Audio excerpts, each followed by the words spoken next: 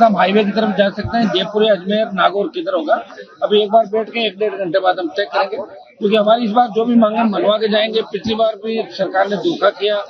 जो जिला कलेक्टर नागौर के अंदर आए थे, 10,000 लोग थे, उनके बीच खड़े होके जिससे सरकार ने थूक के चाटा, वो ऐसा काम नहीं होना चाहिए। निश्चित रूप से सरकार के बहुत से लोग बजरी माफिया के साथ मिले हुए हैं। इन माइनिंग जो लीज है, जिस तरह 2 महीने में अंधाधुंध खुदाई की, 5-5, 6-6 फीट खड्डे कर दिए, सारा जो ड्रोन सर्वे से लेकर जो बातें हमारी थी, वो एक भी पिछली बार की करीब 50% बातें नहीं मानी गई।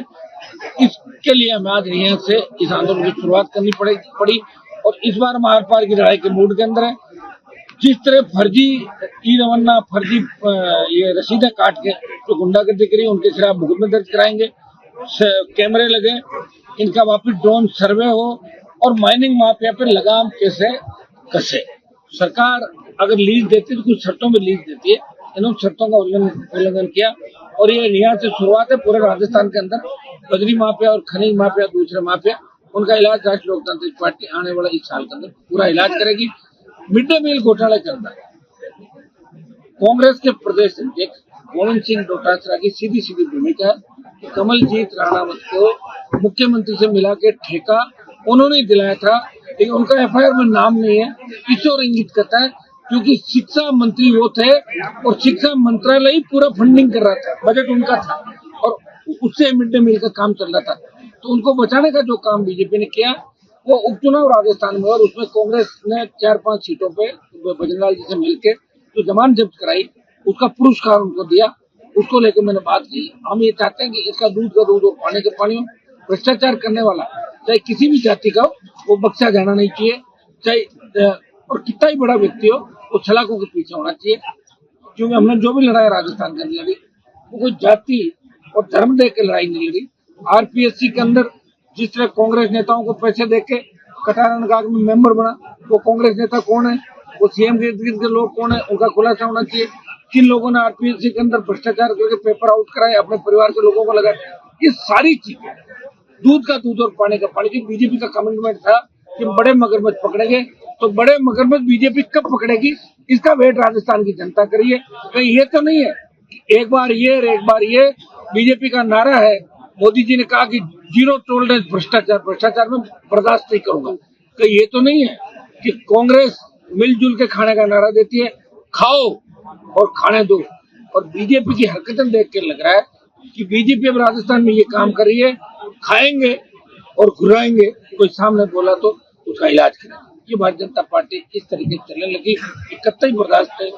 मजबूत तरीके से भ्रष्टाचारियों के खिलाफ, अपराधियों के खिलाफ, किसान कर्ज माफी, गोचर जो कुंडलू और इस इलाके की 14,000 रुपये का गोचर जिसने सीमेंट कंपनियों को दी, मंडी की जो जमीन गोचर अंदर मंडी की जमीन मेड़ता मंडी की थी, किसान को लाइमस्टोन के छोटे पट्टे और माइनिंग माफिया के खिलाफ जो हमारे मुद्दे हैं।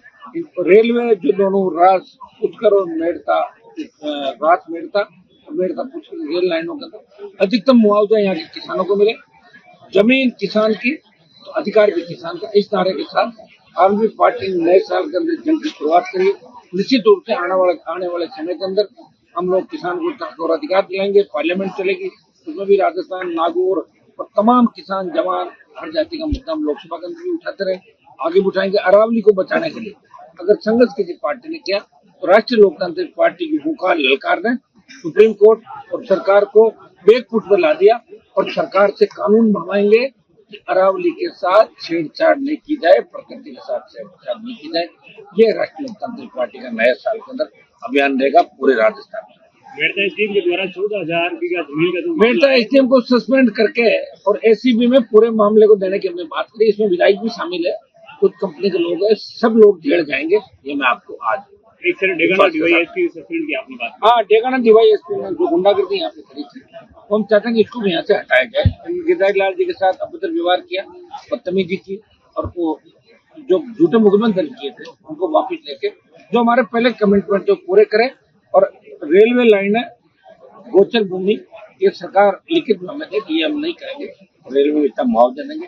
इस बात का आंदोलन निश्चित रूप से आर पार की लड़ाई के मूड के अंदर हम लोग सरकार से 2-2 हाथ करने पड़े तो भी 2-2 हाथ करने को भी तैयार। सर किस जिला स्तर के अधिकारी किसके साथ अपने आप आ जाएंगे सब भागते हुए, जिला प्रदेश देखा हमने सरकार की औकात है।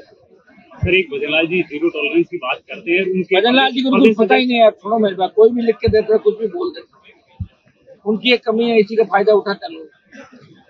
कॉमनवेल्थ अब उनका अगर पर्ची मान लो लाए और पर्ची कोई दूसरी लाके दूसरी रख दो तो दूसरी पड़ देते, उनको ध्यान ही नहीं।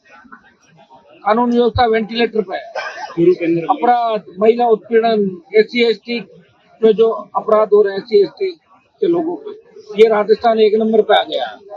ये भजनलाल जी, वसुंधरा जी, अशोक गहलोत इन सबकी देन है कि राजस्थान का नौजवान आत्महत्याएं कर रहा है, किसान आत्महत्याएं कर रहा है, गुंडे सरेआम गोलियां चला रहे हैं, कोई सुनने वाला नहीं है। सिर्फ RLP पार्टी राजस्थान में जवान किसान हर वर्ग की आवाज बढ़ के मजबूती से राजस्थान में तो सर्व समाज को न्याय देने का प्रयास है। पंचायत चुनाव से पहले कई पंचायत समितियों को इधर उधर कर दिया, जो लोग कर दिया साहब, पंचायत समिति को जिले बदल दिए। बताओ, बाड़मेर के अंदर तो पालोत्रा में उसको डाल दिया, पाइप अपने गौरी मना कूड़ा माला नहीं को बालोत्रा। जो मनमर्जी से कर रहे हैं, जो नहीं करने वाला काम भी कर रहे हैं। कांग्रेस मिली हुई है उनसे, कांग्रेस बोल नहीं रही है, वो तो आप मिड डे मील घोटाले के अंदर साफ दिख रहा है। एक सर नितिन गडकरी जी से आपने मांग करी थी नागौर की एक सड़क है उसकी ड्राइंग की छेड़खानी, उसमें अधिकारियों के खिलाफ कार्रवाई करवा रहे, सस्पेंड करवा रहे, उनके खिलाफ आपराधिक मुकदमा भी दर्ज करवा रहे, जिससे एक्सीडेंट में 29 लोगों की मौत हो गई वहाँ पे। और दूसरा, नागौर मानासर पे जो पुलिया बना उसको तोड़वा कर नया बनवा रहे, और ज्यादा रोडों में बदमाशी। मेरी तरफ से कोशिश पूरी रहेगी, लेकिन मैं सरकार नहीं हूँ, मैं एक आम आदमी की आवाज हूँ। मैं प्रयास कर रहा हूँ कि भ्रष्टाचारियों के खिलाफ मैं जंग लड़ूं। अब कितनी लड़ पाता हूँ, मेरी जितनी ताकत है मैंने पूरे समय लड़ी, आगे भी लड़ता रहूँ।